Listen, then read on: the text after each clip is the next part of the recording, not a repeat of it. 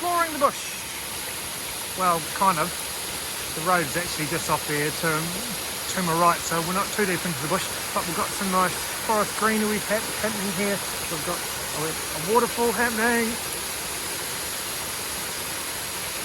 It's just been raining, so the light's nice and soft. You can just see the camera over there on the left. We're shooting at about 20 at about 8 seconds to get a nice smooth waterfall action happening there. Take you for a wee walk. Show you the scene. Up here. Try not to slip. That's already happened once. So this is what we're doing.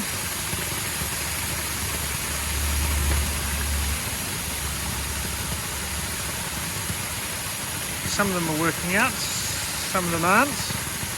That's alright, we can look at them when we get them on the computer at home.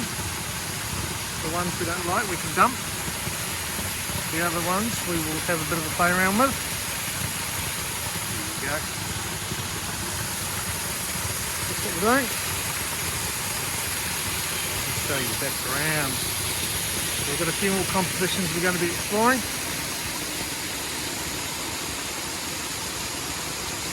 Happy days.